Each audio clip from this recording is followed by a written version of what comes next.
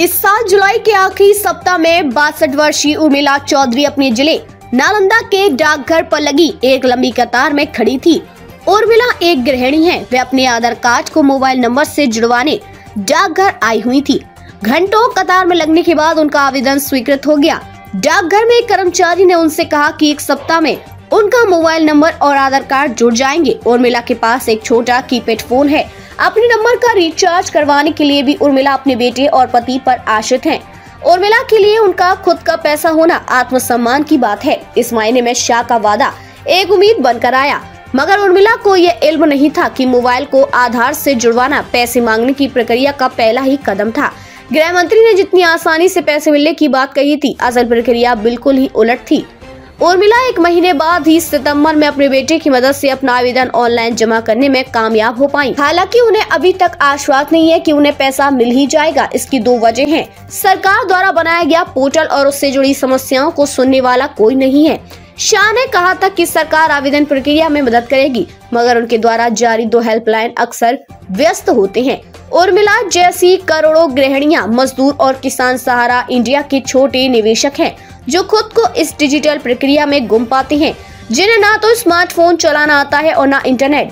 कईयों को तो ये चीजें उपलब्ध ही नहीं है। साइबर कैफे उनके लिए एकमात्र सहारा है, जहाँ डाटा प्रोटेक्शन राइट्स जैसी चीजें अलग समस्या है।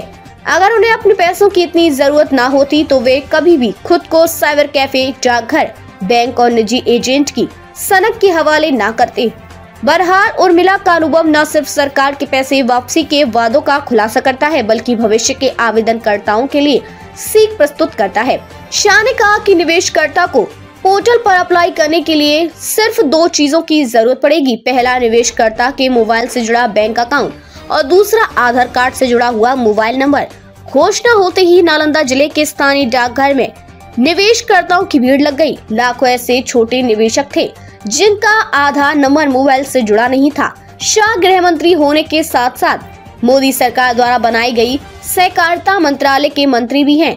उन्हें कहा गया कि वह यह सुविधा इसलिए लेकर आए क्योंकि सारा इंडिया की धोखेबाजी से लोगों का सहकारिता व्यवस्था में विश्वास उठ गया था। उन्होंने कहा कि पोर्टल से लगभग 2.50 करोड़ निवेशकों का फायदा होगा, जिन्होंने 30,000 रुपए तक का निवेश किया था। शाह ने कहा कि पोर्टल की पहली प्राथमिकता 1.7 करोड़ निवेशक होंगे, जिन्होंने सारे इंडिया के सहकारिता योजनाओं में करीब 10,000 रुपए तक का निवेश किया था।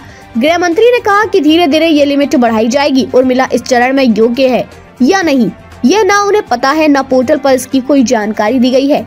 पोर्टल पर यह सूचना नहीं दी गई है कि निवेश की लिमिट 10,000 रुपए है या 30,000 रुपए ही होनी चाहिए। बहरहाल वर्षों से सहारा इंडिया के कार्यालयों में चक्कर काट रहा हर निवेशक अपनी किस्मत आजमाना चाहता है। उर्मिला के पिता ने सहारा की सहकारिता योजना हमारा इंडिया के 20,000 रुपए और 30,000 रुपए के 2 बांड खरीदे थे। उर्मिला को उम्मीद है कि शायद उनके एक बांड का मूलधन वापस हो जाए।